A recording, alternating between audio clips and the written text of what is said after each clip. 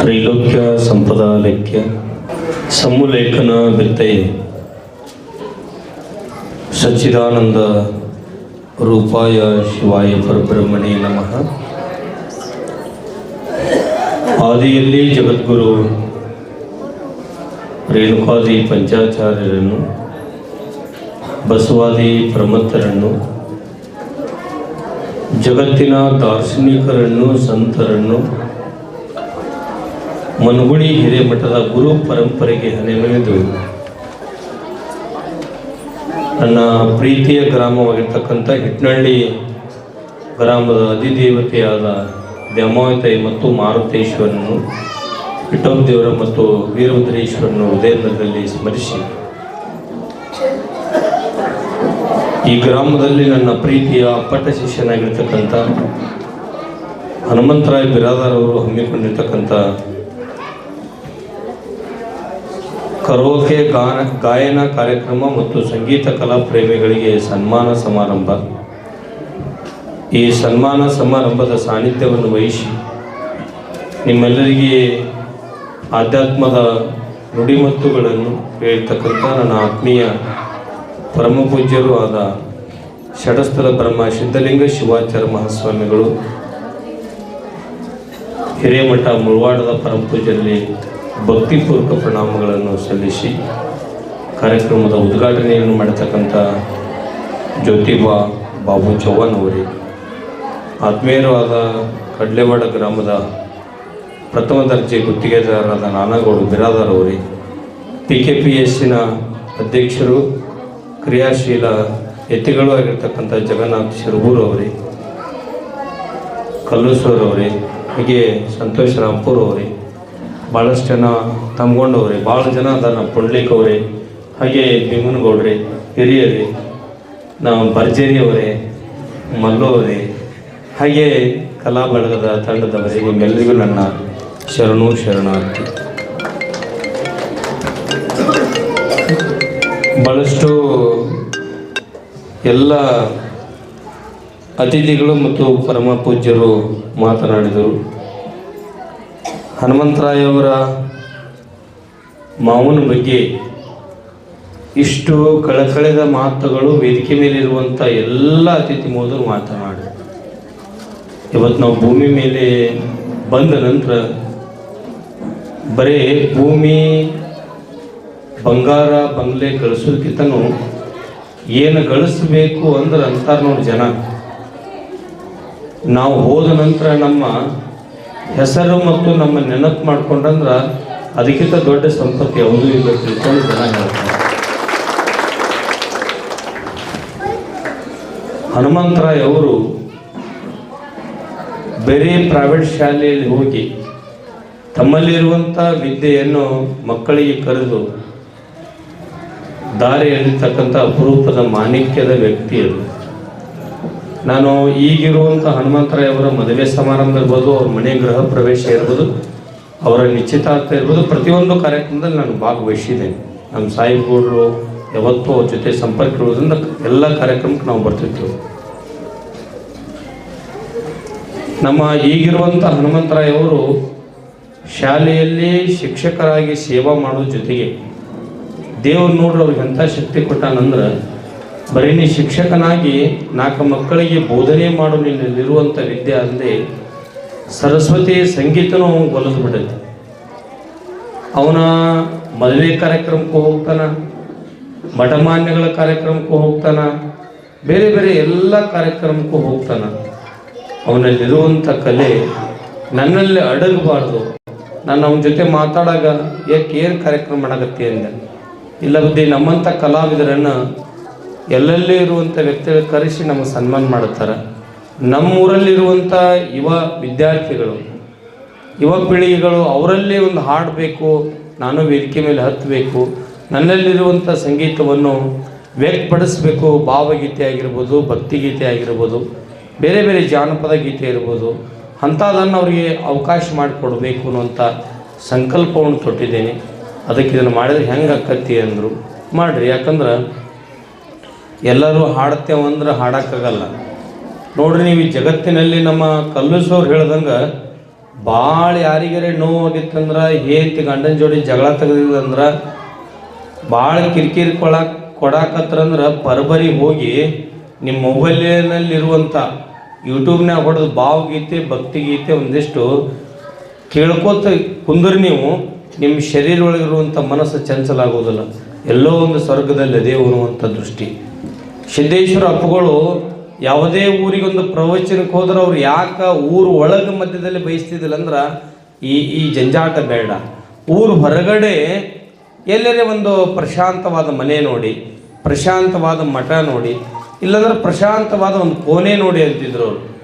ಬಾಗೇವಾಡಿಗೆ ಪ್ರವಚನಕ್ಕೆ ಬಂದ್ರೆ ಅಲ್ಲೆಲ್ಲ ದೊಡ್ಡ ದೊಡ್ಡ ವ್ಯಕ್ತಿಗಳು ಇಲ್ರಿ ನಮ್ಮ ಮನ್ಯಾಗ ಅಂದ್ರು. ಇಲ್ಲಿ ಏನೂ ಬೇಡ ತಿಳ್ಕೊಂಡು ನಾಗೂರ್ ರೋಡ್ ಒಂದು ಶಾಲೆನೇ ಅಲ್ಲಿರುವಂಥ ವಿದ್ಯಾರ್ಥಿಗಳನ್ನು ಬೇರೆ ಕಡೆ ಶಿಫ್ಟ್ ಮಾಡಿ ಆ ಶಾಲೆಗೆ ಅವಕಾಶ ಮಾಡಿಕೊಟ್ರು ಸಿದ್ದೇಶ್ವರ ಅಪ್ಪಗಳು. ನನಗೆ ನೀವೇನು ಕೊಡಲಿಕ್ಕೂ ನನಗೆ ಸಂತೋಷ, ನಾನು ಎಂದೂ ಏನೂ ಬಯಸೋದಿಲ್ಲ. ಈ ಪರಿಸರದ ವಾತಾವರಣದಲ್ಲಿ ಇರ್ಲಾಕ ಅವಕಾಶ ಕೊಟ್ಟಿಲ್ಲ. ನಿಮ್ಮ ಬಾಗೇವಾಡಿ ಜನಕ್ಕೆ ಕೋಟಿ ಕೋಟಿ ಧನ್ಯವಾದಗಳಪ್ಪ ಅಂದರು. ಅದಕ್ಕೆ ನೀವು ನಮ್ಮ ಇವತ್ತೇನು ಮಾಡ್ತಾ ಇದ್ದಾರೆ ನಮ್ಮ ಹನುಮಂತರಾಯವರು, ಅವರು ಅದ್ಭುತವಾದ ಕಾರ್ಯಗಳನ್ನು ಮಾಡಿದ್ದಾರೆ. ಅವರೊಬ್ಬರೇ ಮಾಡ್ತಾ ಇಲ್ಲ, ಈ ಊರಿನ ಜನ ಪ್ರತಿಯೊಬ್ಬರು ಸಹಕಾರ ಮಾಡ್ತಾರೆ. ಸಾಹೇಬಗೌಡರು ಬೆಳಗ್ಗೆ ಹಿಡ್ಕೊಂಡು ನನಗೆ 2-3 ಸಲ ಫೋನ್ ಮಾಡಿದ್ರು. ಬೇರೆ ಬೇರೆ ಇಲ್ಲೆಲ್ಲ ನಮ್ಮ ಭೀಮನಗೌಡರು ಹಾಗೆ ಎಲ್ಲರೂ ಎಷ್ಟೆಲ್ಲ ಓಡಾಡ್ತಾರೆ. ನಮ್ಮ ಮಲ್ಲುಗೆ ಯಾಕೆ ಎದ್ದಕ್ಕೆ ಅಂದಾನ, ಇಲ್ಲ ಪ್ರಸಾದ ವ್ಯವಸ್ಥೆ ಮಾಡಬೇಕ್ರಿ ಅಂತ ತಿಳ್ಕೊಂಡು.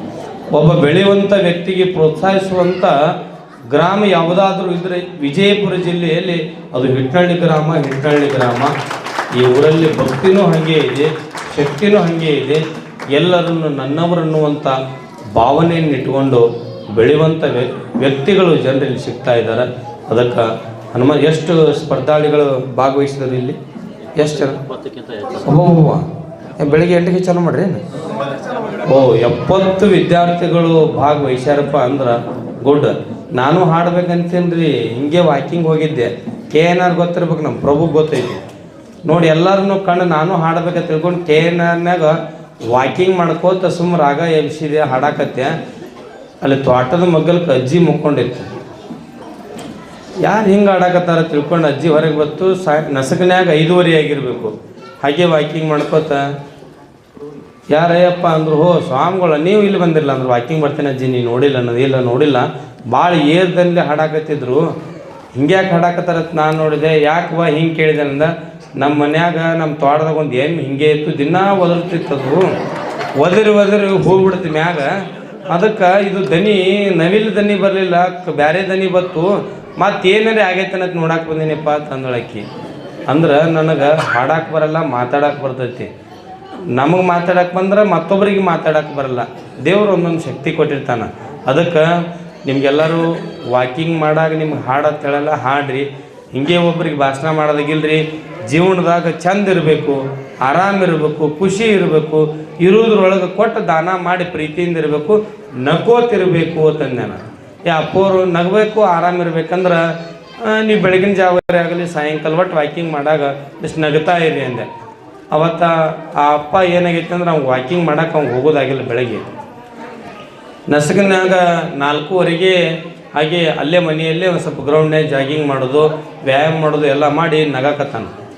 ನಕ್ ಅಲ್ಲಿಂದ ಅಲ್ಲಿರುವಂಥ ಮಗ್ಗನ ಮನೆಯವ್ರು ಏನು ಇವ್ರ ಮನ್ಯಾಗ ಏನಾಗೈತಿ ಅಂತೇಳಿ ಬಂದ್ರಂತ. ಹಿಂಗ್ಯಾಕೆ ನಗಾಕತ್ತಿ ಅಂತನ, ಇಲ್ಲ ನಮಗಿದೊಂದು ವ್ಯಾಯಾಮ ಕಲಿಸ್ಕೊಟ್ಟಾರ ಮನಗುಳು ಸ್ವಾಮಿಗಳು, ಅದಕ್ಕೆ ಈ ರೀತಿ ನಗು ಅಂತ ಹೇಳ್ಯಾರನ್ನ. ಅವ್ರು 3-4 ಮಂದಿ ನಮಗೆ ಬಂದರು.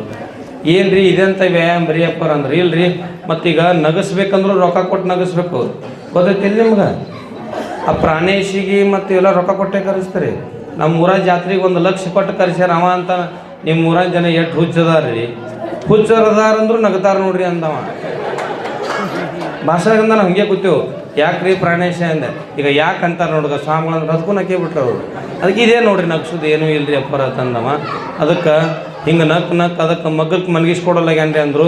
ನಗಬೇಕಾದ್ರೆ ಗೊತ್ತೈತಿಲ್ಲ ನಂಗೆ ನಗರಿ, ಹೊಲಗೊಳ್ದಾಗ ನಗರಿ. ಯಾಕಂದ್ರೆ ಭಾಳ ಚಿಂತೆ ಮಾಡೋದ್ರಿಂದ ಶುಗರ್ ಬರ್ತೈತಿ, BP ಬರ್ತೈತಿ, ಬೇರೆ ಬೇರೆ ಬರ್ತಾವೆ.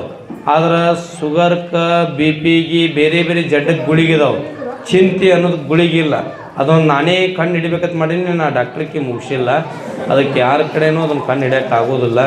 ಅದಕ್ಕೆ ಆರಾಮಿರ್ರಿ, ಚಂದ ಇರ್ರಿ, ದುಡೀರಿ, ಕಾಯಕವೇ ಕೈಲಾಸ ಮಾಡಿರಿ, ಮಕ್ಕಳಿಗೆ ಶಿಕ್ಷಣ ಕೊಡ್ರಿ. ಬರೀ ಶಿಕ್ಷಣ ಕೊಡ್ರಿ ತಿಳ್ಕೊಂಡು ಮುಂಜಾನೆ 8 ಗಂಟೆ ಹಿಡ್ಕೊಂಡು ರಾತ್ರಿ 8 ತನಕ ಬರೀ ಪುಸ್ತಕ ಹಿಡಿಬೇಡ್ರಿ. ನಮ್ಮ ಓನ್ಯಾಗ ಈ ವರ್ಷದ ಪೀಳಿಗೆಯಾಗ ಬರೀ ಹೆಣ್ಮಕ್ಳು ಹುಟ್ಟ್ಯಾವ. ಬರೀ ನಮ್ಮ ಮಠದ ಓನ್ಯಾಗ ಒಂದು 18 ಮಂದಿ ಪಾಪುಗಳದಾವು. ನಾನು ಅಂತಿರ್ತೀನಿ ಅವುಗಳಿಗೆ ಅವಾಗ ಗಂಡಸ ಮಕ್ಕಳು ನಡಿಬೇಕಿಲ್ಲ ಅಂತೇಳಿ. ಮನೆ ಲೆಕ್ಕ ಮಾಡಿದೆ 73 ಮನೆಯೊಳಗೆ 18 ಮಂದಿ ಹೆಣ್ಣು ಪಾಪು, ಅದ್ರಾಗ 4 ಗಂಡು ಪಾಪು ಅಷ್ಟೇ ಅದಾವು. ಅದಕ್ಕೆ ಅವ್ರಿಗೆ ಏನ್ರಿಪ್ಪ ನಮ್ಮ ಚಿಪ್ಪೆ ಆಡಕ್ಕೆ ಬಿಡಲ್ಲ, ಈ ಹಿಂಗೇನೋ ಹಳ್ಳ ಹೋಗಿರ್ತಾವಲ್ಲ ಹಿಂಗೇನ ಅದನ್ನು ಆಡಕ್ಕೆ ಬಿಡಲ್ಲ. ನಮ್ಮ ಮನ್ಯಾಗ ನಮ್ಮ ತಂದೆ ತಾಯಿನ ಹೇಳ್ರಿ ಅಪ್ಪಾರ ಅಂದರು. ಅವ್ರಿಗೆ ಹೇಳ್ದೆ ಇಲ್ರಿ ಬುದ್ಧಿ, ಬರೀ ಅಂಥವೆಲ್ಲ ಕಲಿಸಿದ ಹುಡುಗರು ವಿದ್ಯೆ ಅಲ್ಲ. ಅವಕ್ಕೆ ಓದಿ ಓದಿ ಓದಿ ಓದಿ ಏನಾಕತ್ತೆ ಅಂದ್ರೆ ತಲೆ ಹಾಪ್ ಆಗಿಬಿಡ್ತೈತಿ. ಹಿಂಗೆ ಒಬ್ಬ ಅಕ್ಕ ನನ್ನ ಮಗಳು ಭಾಳ ಶಾಣೆ ಅದಾಳ ತಿಳ್ಕೊಂಡು ಓದಾಕತ್ತಾಳೆ ತಿಳ್ಕೊಂಡು 12 ಗಂಟೆ ತನಕ SSLC ಎಕ್ಸಾಮ್ ಇದ್ದು 12 ಗಂಟೆ ತನಕ ಓದ್ಸಕ್ಕೆ ಹಚ್ಚಾಳ. ನನ್ನ ಮಗಳಿಗೆ ಚಹಾ ಮಾಡಿಕೊಡೋದು, ಹಾಲು ಕೊಡೋದು ಹಿಂಗೆಲ್ಲ ಕೊಟ್ಟಾಳ. ಆಕೆ ಅಕ್ಕ ಪುಟ್ಟ ಬಾಲಕಿ ಅವಿ ಓದಾಕತ್ತಿದ್ದಿಲ್ಲ, ಪುಸ್ತಕನೇ ಮೊಬೈಲ್ ಇಟ್ಕೊಂಡು ಇಚ್ಚಿಗೆ ಹಾಕ್ತಿದ್ಳು ಅತ್ತಕ್ಕೆ. ಒಂದು ದಿವಸ ಅವ್ರವ್ವ ಏನು ರೀ ಎಷ್ಟು ಓದ್ತಾಳೆ ನನ್ನ ಮಗಳು ತಿಳ್ಕೊಂಡು ಲೈಟ್ ಹಚ್ಕೊಂಡು ಓದಾಕತ್ತಾಳೆ. ಲೈಟ್ ಆರಿಸಿದ್ಳತ್ತ ಅದು ಮೊಬೈಲ್ ಬೆಳಕು ಕಾಣ್ತದೆ. ಅವೇ ತಿಳಿದತ್ತೆ ಯಾರಿಗೂ ಪ್ರೆಷರ್ ಹಾಕೋದು ಬೇಡ ತಿಳ್ಕೊಂಡಿರತ್ತ. ಅದಕ್ಕೆ ಮಕ್ಕಳಿಗೆ ಪ್ರೆಷರ್ ಹಾಕಬೇಡ್ರಿ.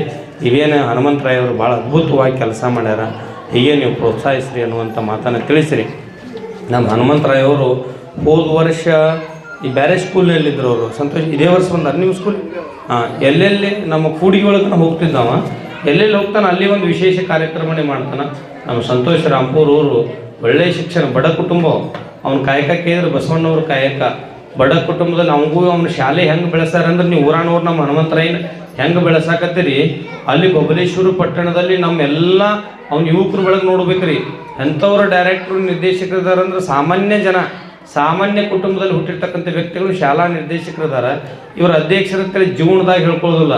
ಅವ್ರು ಯಾರೋ ಅಧ್ಯಕ್ಷರು ಯಾರೋ ಕೆಲಸ ಅಟ್ಟ ಸಾಮಾನ್ಯವಾಗಿ ಇವತ್ತು 3-4 ಅಂತಾಸು ಕಟ್ಟಿಸಿ ತನ್ನಲ್ಲಿರುವಂಥ ಶಿಕ್ಷಣವನ್ನು ಬಡವರಿಗೆ ದಾರಿ ಎರಿತಾ ಇದ್ದಾನೆ. ಅಂಥ ಶಾಲೆಯಲ್ಲಿ ನಮ್ಮ ಹನುಮಂತರಾಯವರು ಕೆಲಸ ಮಾಡ್ತಾ ಇದ್ದಾರೆ. ಅದಕ್ಕೆ ಅವರ ಕಾರ್ಯಗಳು ಯಶಸ್ವಿಯಾಗಲಿ, ನಿಮ್ಮೆಲ್ಲರಿಗೆ ಒಳ್ಳೆಯದಾಗಲಿ ಅನ್ನುವಂಥ ಮಾತನ್ನು ತಿಳಿಸಿ, ಹಿರಿಯರು ಒಂದೇ ಒಂದು ಮಾತು ಹೇಳಿಬಿಟ್ಬಿಡ್ತೀನಿ ನಿಮಗೆ. ಹಿರಿಯರು ಬಹಳಷ್ಟು ಸುಂದರವಾಗಿರ್ತಕ್ಕಂಥ ಒಂದು ಮಾತನ್ನು ಹೇಳ್ತಾರೆ. ರೈತನ ಕೈಗೆ ಹತ್ತಿದ ಮಣ್ಣು ಸೈನಿಕನ ಮೈಗೆ ಹತ್ತಿದ ರಕ್ತ, ಸೈನಿಕನ ಮೈಗೆ ಹತ್ತಿದ ರಕ್ತ, ಶಿಕ್ಷಕನ ಕೈಗೆ ಹತ್ತಿದ ಚಾಪಿಸ್ಸಿನ ಧೂಳು ದೇಶದ ಇತಿಹಾಸವನ್ನು ಬದಲಾಯಿಸಬಹುದು ಅನ್ನುವಂಥ ಮಾತನ್ನು ಈ ಸಂದರ್ಭದಲ್ಲಿ ತಿಳಿಸಿ, ಹನುಮಂತರಾಯವರು ಶಿಕ್ಷಕರಾಗಿ ದೇವರು ಎಷ್ಟು ಶಕ್ತಿ, ಶಿಕ್ಷಕರಾಗಿ ಸಂಗೀತಗಾರರಾಗಿ ಸೇವೆ ಮಾಡಕತ್ತಾರ. ಅವರಿಗೆ ಹೀಗೆ ಬೆಳೀಲಿ ಅನ್ನುವಂಥ ಮಾತನ್ನು ತಿಳಿಸಿ, 2027ನೇ ಇಸ್ವಿಯಲ್ಲಿ ನಂದು ದ್ವಾದಶಿ ಪಟ್ಟಾಭಿಷೇಕ ಐತಿ. ಆವಾಗ ನಮ್ಮ ಹನುಮಂತರಾಯವ್ರನ್ನ ಗುರುತಿಸಿ ವಿಶೇಷವಾಗಿ ಅವ್ರಿಗೊಂದು ನಮ್ಮ ಶ್ರೀಮಠದ ವತಿಯಿಂದ ಪ್ರಶಸ್ತಿಯನ್ನು ಮಾಡೋದು ನಾವು ಇದನ್ನು ಚಿಂತನೆಯನ್ನು ಮಾಡ್ತಾ ಇದ್ದೇವೆ. ಸುಮಾರು ಆ ಪ್ರಶಸ್ತಿಗೆ ಇವರನ್ನು ಆಯ್ಕೆ ಮಾಡಿ ನಾವು ನಿಮ್ಮೂರಿನ ವತಿಯಿಂದ ಅವರಿಗೆ ಆ ಪ್ರಶಸ್ತಿ ಸಂಗನಬಸವ ಶ್ರೀ ರಾಜ್ಯ ಮಟ್ಟದ ಪ್ರಶಸ್ತಿಯನ್ನು ಕೊಡಾಕತ್ತೇವೆ. 2027ರಲ್ಲಿ 26ಕ್ಕೆ ಮತ್ತೊಬ್ಬರು ಆಯ್ಕೆ ಆಗಿದ್ದಾರೆ. 27ಕ್ಕೆ ಇವರು ಕೊಡ್ತೇವೆ ಅನ್ನುವಂಥ ಮಾತನ್ನು ತಿಳಿಸಿ, ಹೊಸದಾಗಿ ಒಂದು ಅಭಿಯಾನವನ್ನು ಭಾಳಷ್ಟು ಜನ ಏನು ಮಾತಾಡ್ತಾ ಇದ್ದಾರೆ, ಸ್ವಾಮಿಗಳು ಬರೀ ಊಟ ಮಾಡೋದು, ಚಜಕ ಹೊಡೆದು, ಭಕ್ತರ ಮನೆಯಲ್ಲಿ ತುಪ್ಪ ತಿನ್ನೋದು, ಮಡ್ದಾಗ ಕೂತು ಬಿಡ್ತಾರೆ, ದೊಡ್ಡ ಕಾರಿನಾಗ ಅಡ್ಡಾಡ್ತಾರೆ, ಸಾಹೇಬ್ಗೌಡ್ರು ಅಂತವ್ರು ಒಂದು 10,000 ರೂಪಾಯಿ ದಕ್ಷಿಣ ಕೊಟ್ಬಿಡ್ತಾರೆ, ತೊಗೊಂಡು ಹೋಗಿಬಿಡ್ತಾರೆ ಅಂತ ಮಾತಾಡ್ತಾರೆ. ಅದಕ್ಕೆ ಸ್ವಾಮಿಗಳ ಕಷ್ಟ ಭಾಳ ವಜ್ಜಿ ಐತಿ. ಇಲ್ಲಿ ವೇದಿಕೆ ಮ್ಯಾಗ ಕೂತವ್ರು ನೋಡಿ, ನಿಮ್ಮ ಮಕ್ಕಳನ್ನ ಯಾರು ಸ್ವಾಮಿಗಳು ಮಾಡ್ರಪ್ಪ ಕೈ ಎತ್ತರ ನೋಡು, ನೀವರೇ ಎತ್ತರ ನೋಡೋನು, ಯಾರು ಕೊಡಲ್ಲ ನೀವು, ನಾವು ಅಪ್ಪಿತಪ್ಪಿಗ್ಯವು ಅದು ಹೆಂಗೋ ಮಾಡ್ಯಾರ ನಮ್ಮನ್ನ. ಅದಕ್ಕೆ ಯಾರು ನೀವು ಸ್ವಾಮಿಗಳು ನಿಮ್ಮ ಮಕ್ಕಳನ್ನ ಕೊಡೋದಿಲ್ಲ. ಹೊಸದಾಗಿ ಒಂದು ಅಭಿಯಾನ ನಾವು ಮಾಡಿದ್ದೀವಿ. ಶ್ರೀಗಳ ನಡೆ ಹಳ್ಳಿ ಕಡೆ ತಿಳ್ಕೊಂಡು ಮನಗುಳಿ ಸಂಸ್ಥಾನ ಹಿರಿಯ ಮಠದಿಂದ ನಮ್ಮ ದ್ವಾದಶಿ ಪಟ್ಟಾಭಿಷೇಕದ ನಿಮಿತ್ತವಾಗಿ ಸುಮಾರು ಇವಾಗ 25 ಹಳ್ಳಿ ಆಯ್ಕೆ ಮಾಡ್ಕೊಂಡೆವು. ಆ 25 ಹಳ್ಳಿ ಒಳಗೆ ನಿಮ್ಮೂರು ನಿಮ್ಗೆ ಕೇಳಾರಿ ನಾವು ಆಯ್ಕೆ ಮಾಡ್ಕೊಂಬಿಟ್ಟೆವು. ಮತ್ತು ಬಂದು ನಮ್ಮ ಹೊರಗೆ ಹಾಕ್ಬಿಡ್ರಿ ಕರೀರಿ ಎಲ್ಲರೂ ಹೇಳೋರು. ಅಲ್ಲಿ ಏನು ಮಾಡ್ತೇವಂದ್ರೆ ದುಶ್ಚಟಗಳ ಭಿಕ್ಷಾಟನೆ ತಿಳ್ಕೊಂಡು ಯಾರ ಹತ್ರ ಪಟ್ಟಿ ಕೇಳಲ್ಲ, ಯಾರ ಹತ್ರ ದೇಣಿಗೆ ತೊಗೊಳ್ಳೋದಿಲ್ಲ. ನಿಮ್ಮ ಊರಾಗ ಬಂದು ಪಾದಯಾತ್ರೆ ಮಾಡಿ ಅವಾಗ ಭಾಳ ಜನ ಬಿಟ್ಟು ಹೋಗ್ತಾರೆ. ನಮ್ಮ ನೋಡಾಕತ್ತೀರಿ ನೀವು ಚೀಟ್ ಹಾಕೊಳ್ಳೋರು, ದಾರು ಕುಡಿಯೋರು, ಬಟ್ ಒಂದು ಊರಾಗ ಒಂದು 10 ಮಂದಿರ ಬಿಡ್ತಾರಲ್ಲ, ಭಾಳ ಮಂದಿ ಬಿಡ್ತಾರೆ, ನಮ್ಗೆ ಗೊತ್ತೈತಿ ಯಾರ್ಯಾರು ಮಾಡ್ತಾರಂತೂ ನಮ್ಗೆ ಗೊತ್ತಿರ್ತೈತಿ. ಅದಕ್ಕೆ ಆ ಕಾರ್ಯಕ್ರಮವನ್ನು ನಿನ್ನೆ ಮಲ್ಗಾಣದಲ್ಲಿ ಆ ಸಭೆಯನ್ನು ಮಾಡಿ ಅವ್ರಿಗೆ ಹೇಳಿದ್ದೀವಿ. ನಿಮ್ಮನ್ನು ಮತ್ತೆ ನಿಮ್ಮ ಊರಾಗ ಒಂದು 10 ಮಂದಿ ಕರೆಸಿ ಆ ಕಾರ್ಯಕ್ರಮ ಮಾಡ್ತೇವೆ. ಅದಕ್ಕೆ ನಿಮ್ಮೆಲ್ಲರ ಸಹಕಾರ ಸದಾಕಾಲ ಇರಲಿ ಅನ್ನುವಂಥ ಮಾತನ್ನು ತಿಳಿಸಿ ನಮ್ಮನ್ನು ಕರೆಸಿ ಆಡು ಮಾತುಗಳನ್ನು ಅವಕಾಶ ಮಾಡಿಕೊಡ್ತಕ್ಕಂಥ ನಮ್ಮ ಹನುಮಂತರಾಯವರಿಗೆ ಕೋಟಿ ಕೋಟಿ ಧನ್ಯವಾದಗಳು ಹೇಳುತ್ತಾ ನನ್ನ ಮಾತಿಗೆ ವಿರಾಮ ಹೇಳ್ತೇನೆ. ಓಂ ಶಾಂತಿ.